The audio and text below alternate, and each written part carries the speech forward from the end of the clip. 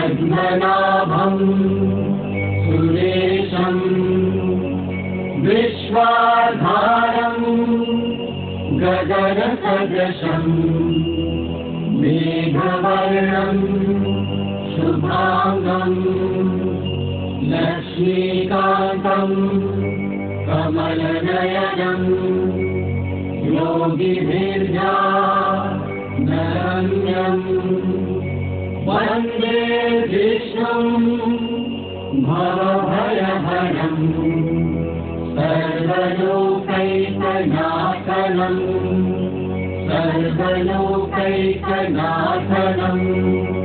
सर्वलोकैकनाथनं।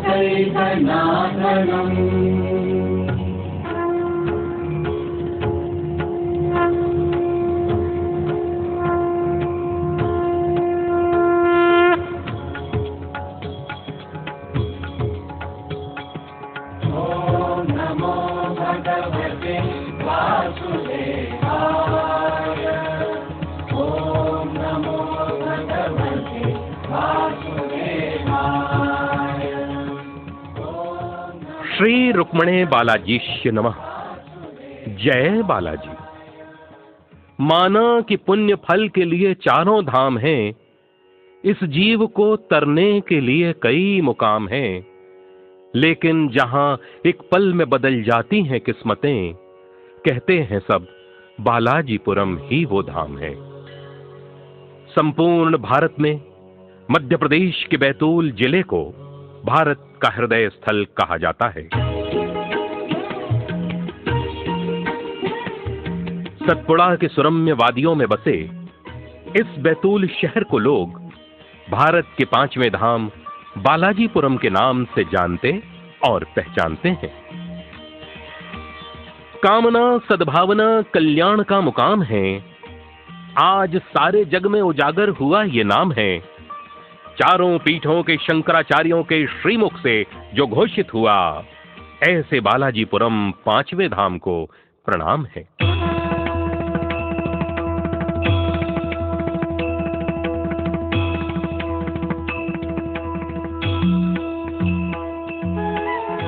ऐसा विश्वास है, कलयुग में दुष्टों के विनाश और धर्म की रक्षा हेतु बैतूल की जमीन पर भगवान बालाजी का अवतरण हुआ है।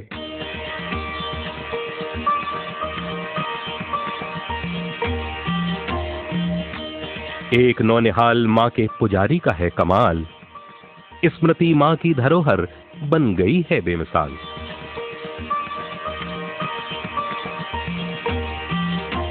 अपने स्थापना काल से बालाजीपुरम की प्रसिद्धि श्रद्धा के आध्यात्मिक पंखों से प्रवाहित होती हुई अविराम गति से भक्तों को अपनी ओर आकर्षित करती चली आ रही है। इस पवित्र धाम की महिमा में अनेक घटनाओं, चमत्कारों और विचित्रताओं एवं किंवदंतियों का शुमार है,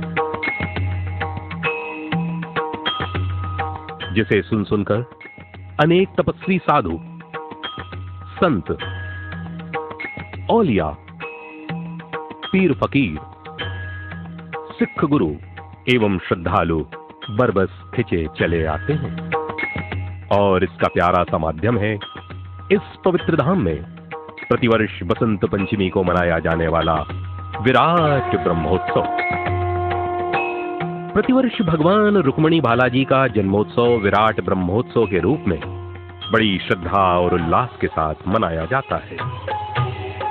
इसी परंपरा का निर्वाह करते हुए 21 जनवरी 2007 से 31 जनवरी 2007 तक विराट ब्रह्मोत्सव का आयोजन हुआ।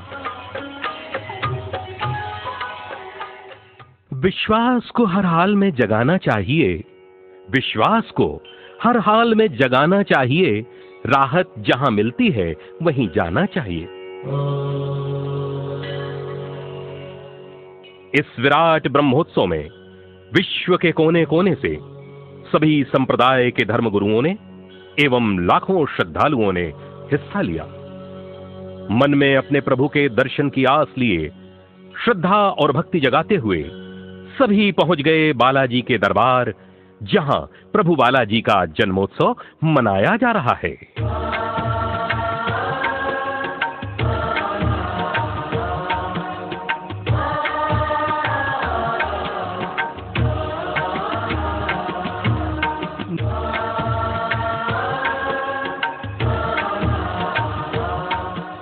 जन कल्याण एवं विश्व शांति की कामना के उद्देश्य से आयोजित इस भव्य समारोह को निर्विघ्न संपन्न कराने के उद्देश्य से श्वेत गरुड़ ध्वज को आकाश में फहराया गया।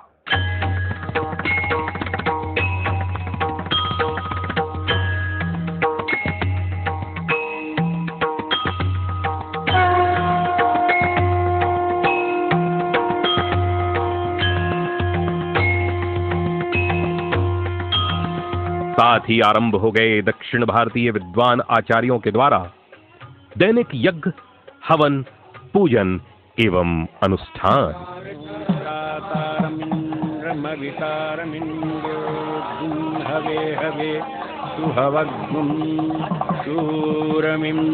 सच्चा हो विश्वास जिसमें भावना निष्काम है, उसके लिए पुण्य का खजाना यही 5वां धाम है। इस पावन तीर्थ की चौखट पर कदम रखते ही संपूर्ण तीर्थों के पुण्यों का फल सहज ही प्राप्त हो जाता है।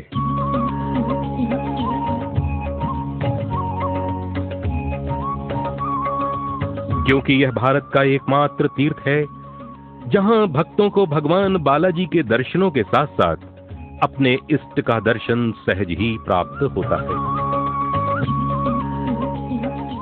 इसी श्रृंखला में इस पावन ब्रह्मोत्सव के दौरान श्रद्धालुओं ने विघ्न विनाशक भगवान गणेश का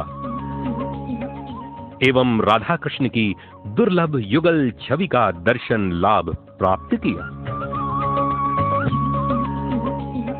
साथ ही मां जगदंबा की करुणामयी छवि के सम्मुख भक्तों ने नतमस्तक होकर मां का भरपूर आशीर्वाद प्राप्त किया और सभी सुहागनों ने मां से अखंड सौभाग्य प्राप्ति की कामना भी की। जगाना पड़ेगी भक्ति, करना पड़ेगा एतबार। जगाना पड़ेगी भक्ति, करना पड़ेगा एतबार। संदेश यही दे रहे हैं बालाजी सरकार। और बालाजी सरकार का यही संदेश अपनी मधुरवाणी के माध्यम से जनमानस तक पहुंचाने के लिए आगमन हुआ प्रख्यात भजन सम्राट कुमार विशु जी का।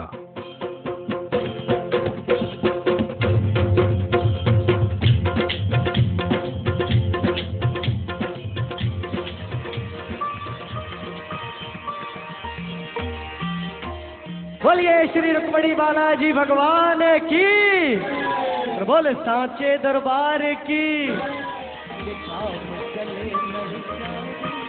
कुमार विशु जी ने भगवान बालाजी के चरणों का भरपूर आशीर्वाद प्राप्त किया और भक्ति की ऐसी गंगा प्रवाहित की कि जिसमें सारी रात श्रद्धालु भक्त गोते लगाते रहे। भारत के 5वें धाम बालाजीपुरम में महाभारत की पंडवानी प्रसिद्ध और पुरजोश तीजनबाई हैं सैलानी।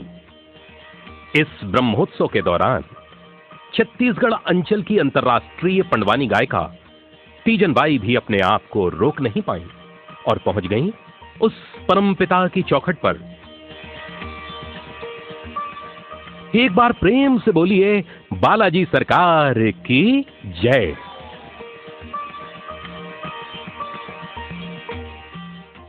चित्रकूट की रामरज, बालाजीपुरम की धूर, उड़ उड़ पड़े शरीर पर, पाप होएं सब दूर।